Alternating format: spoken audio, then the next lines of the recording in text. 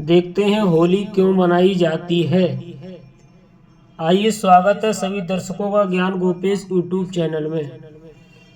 होली केवल रंगों का त्योहार नहीं, बल्कि ये एक बुराई और अच्छाई को प्रतीक कराती है, जिसके पीछे कई एक पौराणिक कहानियां हैं, जिसमें भक्त प्रहलाद और हिरण्यकश्यप की कहानी है। आइए देखते हैं। एक बहुत शक्तिशाली राजा था, जिसका नाम था हिरण्यकश्यप। शक्तिशाली और राक्षसी राजा था।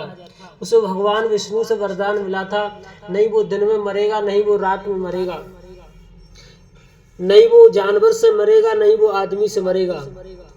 लेकिन इस वरदान पाकर के उसे बहुत अहंकार हो गया था और वो सभी प्रजा से कहने लगा, कोई भगवान का नाम नहीं लेगा, आज से सब लोग हमें भगवान मानेंगे।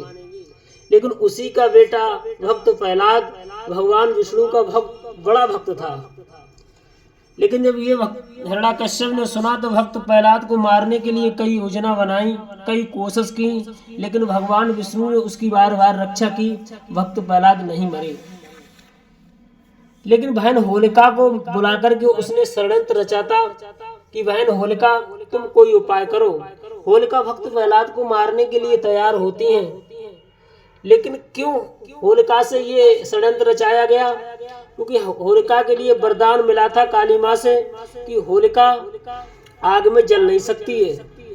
क्यों नहीं जल सकती है? क्योंकि होलिका जब शादी हुई थी तो होलिका विदा होकर के रास्ते में पहुंची काली माँ के मंदिर में। तो काली माँ ने उन्हें एक क्षीर दिया था कि बेटी, इस क्षीर को लेकर के जाओ, जिस दिन ये क्षीर तुम्हारे सर से अगर गिर जाएगा उस दिन तुम विधवा हो जाओगी। एक दिन होलिका सो रही थी, सोते पर क्षीर जो था वो होलिका के सर से नीचे गिर गया और होलिका को कुछ पता नहीं था।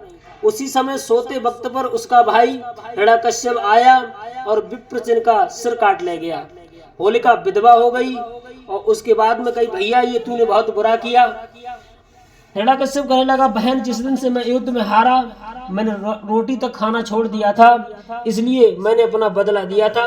तुम मेरे घर चलो और मैं तुम्हारी देवी की तरीका से पूजा करूंगा। तो वही आग होलिका के दिल में भड़क रही थी। इधर हिरण्यकश्यप ने भी कहा, बहन आप मेरी मदद करो। उसने कहा, कोई बात नहीं, अगर मैं भैया को नहीं मार सकी तो भतीजे को तो मार ही दूंगी, मेरा बदला भी पूरा हो जाएगा।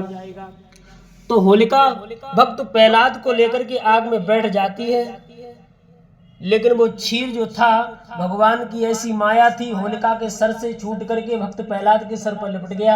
होलिका जलकर के राख हो गई और भक्त प्रहलाद राम राम कहते हुए बाहर निकले आए। हमेशा